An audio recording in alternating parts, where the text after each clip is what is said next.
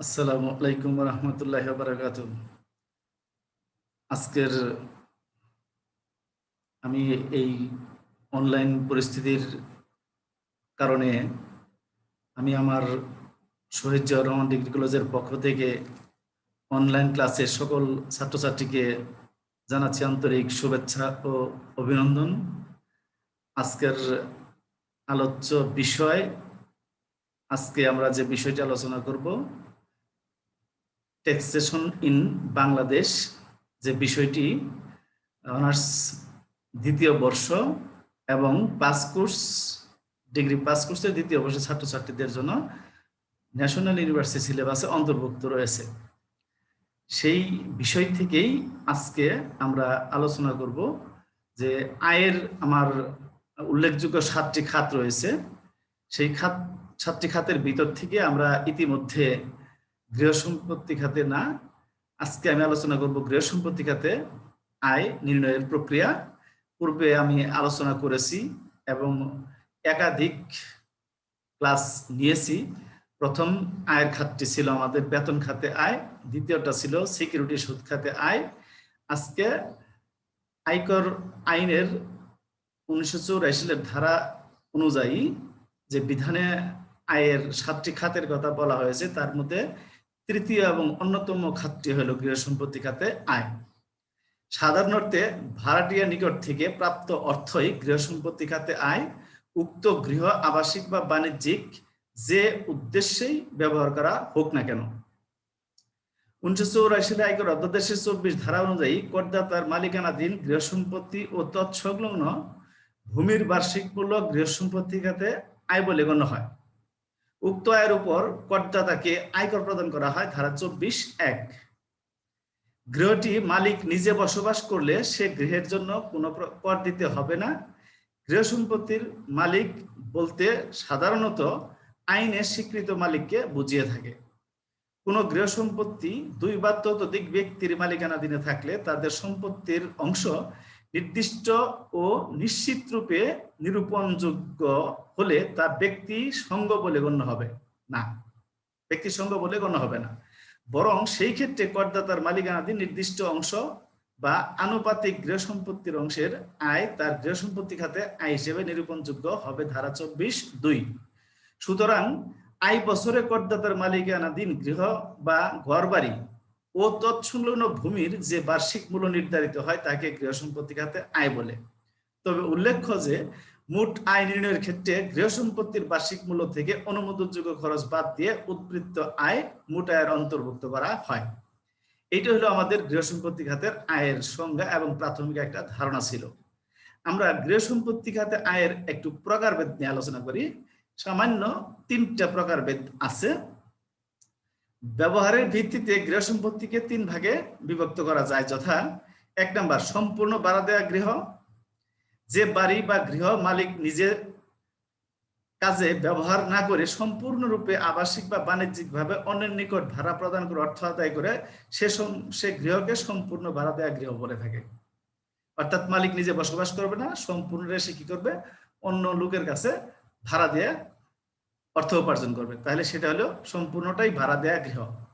আর সম্পূর্ণ মালিক কর্তৃক ব্যবহৃত বাসগৃহ, অর্থাৎ মালিক পুরা বাসাটাই নিজে ব্যবহার করবে, অন্য কোনো লোকের কাছে ভাড়া দিবে না, তাহলে সেটাকে বলা হয় সম্পূর্ণ মালিক কর্তৃক ব্যবহৃত বাসগৃহ অর্থাৎ গৃহ সম্পত্তি। 3 নাম্বারটা হলো আংশিক ভাড়া দেয়া এবং আংশিক নিজস্ব বাসগৃহ, অর্থাৎ একটা বাড়ির দোতলা বাড়ি থাকতে পারে, নিচতলায় মালিক ভাড়া দিতে পারে, দোতলায় মালিক নিজে থাকতে পারে, এটাতে বলা হয় কি আংশিক ভাড়া দেয়া গৃহ। তাহলে আমরা জানলাম গৃহ সম্পত্তি খাতের আয়ের প্রকারভেদ 3টি। 1 সম্পূর্ণ ভাড়া দেয়া গৃহ, আর সম্পূর্ণ নিজস্ব ব্যবহারের জন্য গৃহ, আর এটা হলো আংশিক ভাড়া এবং আংশিক গৃহ সম্পত্তি খাতে আংশিক নিজস্ব ব্যবহারযোগ্য গৃহ সম্পত্তি। আমরা এই গৃহ সম্পত্তি খাতের আয়ের যে প্রকারভেদ জানলাম, সেই প্রকারভেদ অনুযায়ী আমাদের দেখতে হবে যে আমরা কোন খাত থেকে কোন অংশ থেকে কত টাকা মালিক অর্থ উপার্জন করতেছে, সেই উপার্জিত অর্থের পরিমাণটাই আমাদের নির্ণয় করতে হবে, যাকে আমরা বলবো গৃহ সম্পত্তি খাতে আয় নির্ণয়ের প্রক্রিয়া। আমি শুরুতেই সকলকে শুভেচ্ছা জানিয়েছি। এবার আমরা দেখব যে গৃহ সম্পত্তি খাতে আয়ের প্রক্রিয়াটা কিভাবে নির্ণয় করতে হয়, আয়টা আমরা কিভাবে নির্ণয় করব।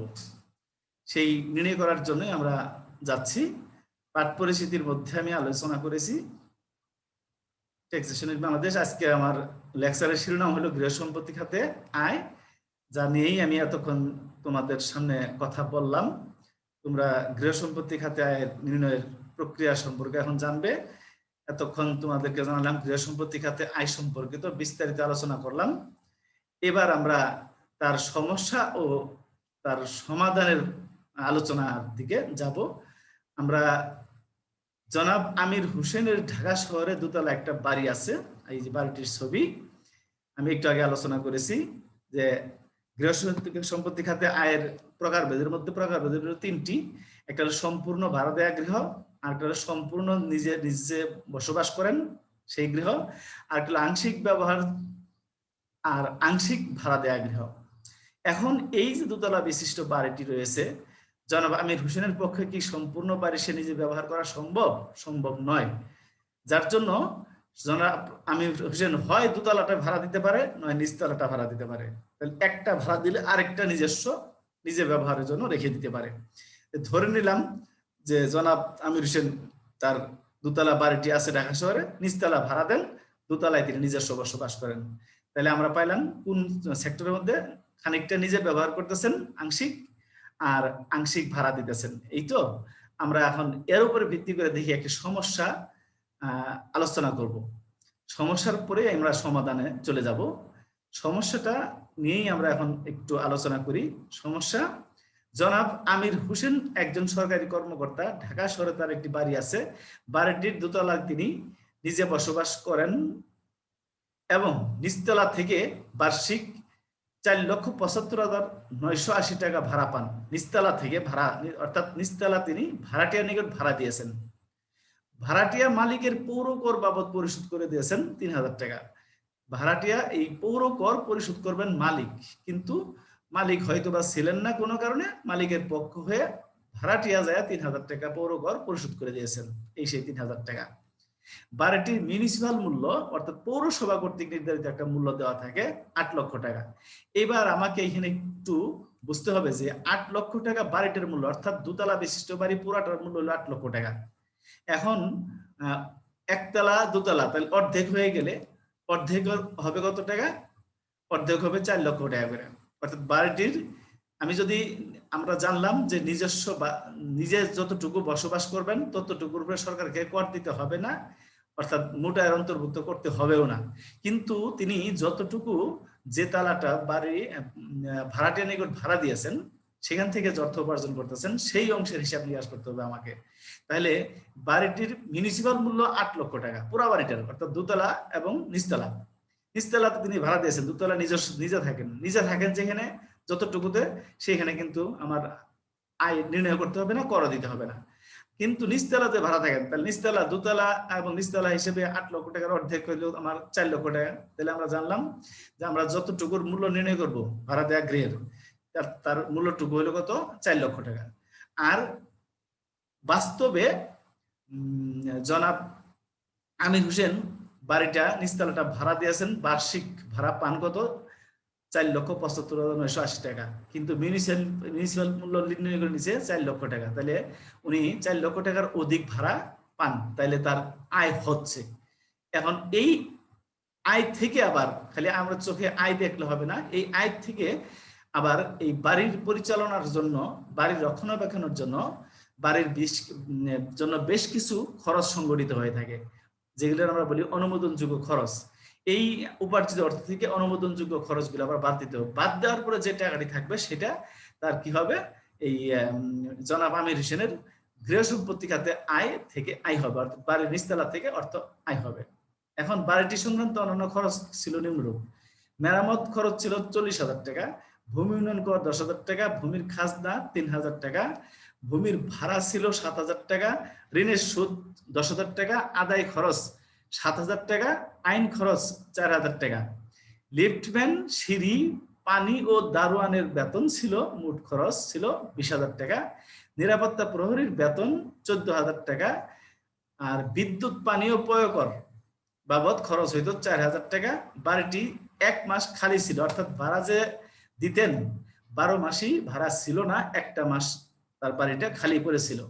তাহলে এই খালি ভাড়াটা খরচ হিসেবে গণ্য হবে, অর্থাৎ শূন্যতা ভাতা, একটা মাস সে তার বাড়িটা শূন্য ছিল, এটা আমার বের করে নিতে হবে অঙ্ক করার সময়। বৈদ্যুতিক সংস্থাপন ব্যয় 10,000 টাকা, পৌর কর 3,000 টাকা। এই খরচগুলা তার সংগঠিত হয়েছিল এই উপার্জিত অর্থের ভিতর থেকে, আবার খরচগুলো হয়েছে, এই খরচগুলো আমাকে কি করতে হবে, বাদ দিতে হবে। 2019-20 আয় বর্ষে জনাব আমির হোসেনের গৃহ সম্পত্তি খাতে মোট আয় নির্ণয় করে। এবার আমরা সমস্যা দেখলাম, পূর্বে আমরা গৃহ সম্পত্তি খাতের আলোচনা শুনেছি, এবার সমস্যা দেখলাম। এই সমস্যা থেকে আমরা সমাধান করব। চলো আমরা সমাধানটি করে ফেলি। কিভাবে সমাধান করা যায়? আমার প্রথমে লিখতে হবে করদাতার নাম জনাব আমির হোসেন, এই যে উপর লাইন লেখা আছে, তোমরা পরবর্তীতে দেখতে পারবে, এই মুহূর্তে ঠিক দেখতে পাচ্ছ না। আয় বর্ষ 2019-20, কর বর্ষ 2020-21, অর্থাৎ একটা ব্যক্তিকে আগে আয় করতে হয়, পরবর্তী বছরে যায় কর দিতে হয়, এই জন্য আয় বর্ষ আগে, কর বর্ষ পরে। গৃহ সম্পত্তি খাতে মোট আয় নির্ণয়ের বিবরণী, এই সেই বিবরণীটা আমি তৈরি করছি, এইভাবেই তৈরি করতে হয়। বিবরণ বিস্তারিত টাকা, পরিমাণ টাকা লিখেছি। এবার বার্ষিক মূল্য বের করবো আমরা। ওই সমস্যা আমরা যে পড়ে আসলাম সেই সমস্যা থেকে বার্ষিক মূল্য নির্ণয় করতে হবে। বার্ষিক মূল্য লিখে কোলন দিছি, দেওয়ার পরে লিখছি আমি ভাড়া মূল্য। আমি প্রকৃতপক্ষে বাড়িটা ভাড়া দিয়ে কত টাকা পেয়েছিলাম, 4,75,980 টাকা। এর সঙ্গে ভাড়াটিয়া কিন্তু পৌর কর পরিশোধ করছিলেন আমার জন্য 3,000 টাকা, আমার পক্ষ হয়ে, আমি ছিলাম না, অর্থাৎ বাড়িওয়ালা ছিলেন না, জনাব আমির হোসেন ছিলেন না, আমির হোসেনের পক্ষ হয়ে তিনি 3,000 টাকা পৌর কর পরিশোধ করেছেন। এই জন্য যুগ ভাড়াটিয়া কর্তৃক প্রদত্ত পৌর কর, অর্থাৎ ভাড়াটিয়া যদি কোনো খরচ বহন করে তাহলে ভাড়া মূল্যের সাথে যোগ করতে হয়। ভাড়াটিয়া যদি কোনো খরচ বহন করে তাহলে ভাড়া মূল্যের সাথে যোগ করতে হয়। তাহলে 4,75,980 সঙ্গে 3,000 যোগ করলে 4,78,980 টাকা। এটা হলো বাড়িটার কি প্রকৃত ভাড়া মূল্য হলো 4,78,980 টাকা। এইবার পৌরসভা কত টাকা দিছিল মূল্য নির্ণয় করে, অথবা এখানে আমার একটা ক্যালকুলেশন করতে হবে, যার জন্য দুটোই লিখতে হবে। মিউনিসিপাল মূল্য ছিল 8 লক্ষ টাকা পুরা বাড়ির, দোতলা বিশিষ্ট বাড়ি সহ, কিন্তু আমার তো ভাড়া দেওয়া হয় একতলা, তাহলে এই 2 দিয়ে ভাগ করে 1 দিয়ে গুণ করলাম, আমার 4 লক্ষ টাকা আসলো। এই 4,78,980 টাকা ছিল প্রকৃত ভাড়া মূল্য, আর মিউনিসিপাল মূল্য ছিল 4 লক্ষ টাকা। এই দুটার মধ্যে আমার বড় কোনটা, যে বড় যেটা বড় হবে সেটা হবে আমার এই বার্ষিক মূল্য। 4,78,980 টাকাই বড়, এই 4,78,980 টাকা হলো এই বার্ষিক মূল্য আমার। আমি কিভাবে বার্ষিক মূল্যটা নির্ণয় করলাম নিশ্চয়ই বুঝতে পেরেছো তোমরা। এইভাবে আমাকে বার্ষিক মূল্য নির্ণয় করে নিতে হয়। এই বার্ষিক মূল্যের টাকা হলো আমার গৃহ সম্পত্তি খাতে মোট আয়।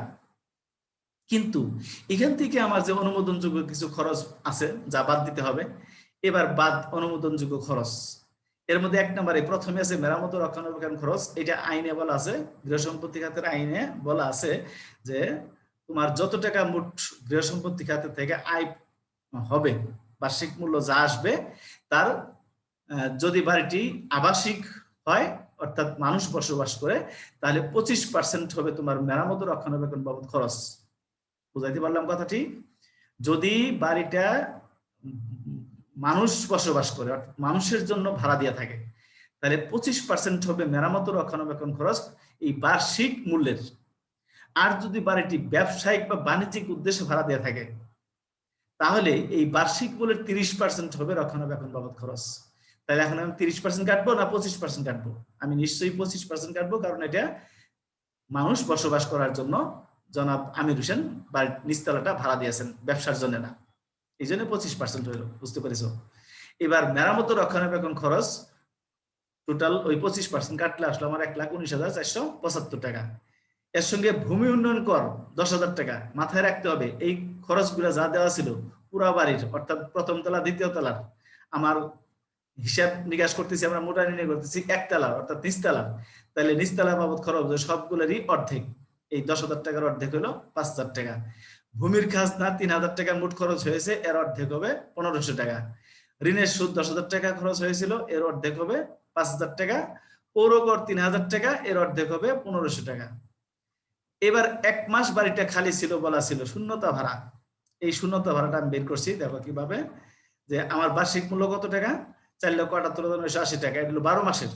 তাহলে 12 দিয়ে ভাগ করে আমি 1 দিয়ে গুণ করলাম, 39,915 টাকা আসলো আমার বার্ষিক ভাড়া মূল্যের মধ্যে থেকে 1 মাসের ভাড়া মূল্য। এই 1 মাসেরটা হলো আমার অনুমোদনযোগ্য খরচ, যেহেতু একটা মাস ভাড়াটিয়া ছিল না, খালি ছিল বাড়িটা, এই জন্য এই শূন্যতা ভাতা হিসেবে অনুমোদনযোগ্য খরচ হিসেবে গণ্য হবে। এবার এই সব কটার যোগফল নামাইলে 1,72,660 টাকা হয়। এই 1,72,660 টাকা হলো আমার অনুমোদনযোগ্য খরচ। এই যে অনুমোদনযোগ্য খরচ, তাহলে এই আমার বার্ষিক মূল্য ছিল 4,78,980 টাকা। এখান থেকে 1,72,660 টাকা বাদ দিলাম, থাকলো আমার গৃহ সম্পত্তি খাতে মোট আয় নির্ণয় হলো 3,06,320 টাকা। এটা হলো গৃহ সম্পত্তি খাতে আমার মোট আয় নির্ণয় 3,06,320 টাকা। এইবার একটা বিধান আছে যে আমার মেরামত রক্ষণাবেক্ষণ খরচ বাবদ সরকার কর্তৃক আমি অনুমতি পেয়েছিলাম 1,19,745 টাকা খরচ করার, এই যে 25% হিসেবে। কিন্তু ডাকের মধ্যে যে মেরামত রক্ষণাবেক্ষণ খরচ গুলা দেওয়া আছে তার সমষ্টি হলো 89,000 টাকা। তাহলে আমার খরচ কি বেঁচে গেল না বেশি হলো? খরচ আমার বেঁচে গেল। 1,19,745 টাকা খরচ হবার কথা ছিল, কিন্তু প্রকৃতপক্ষে খরচ হয়েছে কত? 89,000 টাকা। অর্থাৎ যা খরচ হবার কথা ছিল 25% হিসেবে, সেই পরিমাণ খরচ আমার হয়নি, খরচ হয়েছে আমার 89,000 টাকা। তাহলে যে খরচ, যে পরিমাণ টাকা আমার বেঁচে গেল, সেইটারে বলা হয় যোগ। সেটারে যোগ করতে হয় এই গৃহ সম্পত্তি খাতে মোট আয়ের সাথে, যোগ মেরামত রক্ষণাবেক্ষণের অব্যয়িত অংশ। আমার ব্যয় করতে পারতাম 1,19,745 টাকা, কিন্তু ব্যয় করেছি আমি 89,000 টাকা। তাহলে অব্যয়িত অর্থাৎ ব্যয় করা হয় নাই এরকম টাকা রয়ে গেছে 30,745 টাকা। তাহলে এই টাকাটা আমার যোগ করতে হবে। যোগ করলে গৃহ সম্পত্তি খাতে করযোগ্য আয় নির্ণীত হলো 3,37,065 টাকা। এবার আমরা নিশ্চয়ই সমস্ত সমাধানটা বুঝেছি। প্রথমে তো সমস্যা আলোচনা করেছিলাম, তার আগে আলোচনা করেছি আমি গৃহ সম্পত্তি খাতে আয় নির্ণয় নিয়ে। গৃহ সম্পত্তি খাতে আয় বলতে কি বোঝায় সেটা আলোচনা করেছি। গৃহ সম্পত্তি খাতের প্রকারভেদ আলোচনা করেছি। তারপরে গৃহ সম্পত্তি খাতের সমস্যা আলোচনা করেছি। সেই সমস্যাটির একটা সমাধান করে দিলাম। আর এই সমস্যার সমাধান নিয়ে তোমরা বাসায় প্র্যাকটিস করবে। বর্তমান মহামারীর মধ্যে আমি আশা করব সবাই স্বাস্থ্যবিধি মেনে চলাফেরা করবে, ভালো থাকবে, সুস্থ থাকবে, সবাই নিরাপদে থাকবে, এই আশায় আমি ব্যক্ত করছি। এবং পরবর্তী আমার গৃহ সম্পত্তি খাতের আরো 2-1টি ক্লাস যেতে পারে, সেই ক্লাসগুলো দেখার আমন্ত্রণ জানিয়ে আমি তোমাদের সকলের নিকট থেকে ধন্যবাদ জানিয়ে আজকের ক্লাসটা আমি শেষ করছি। আল্লাহ হাফেজ।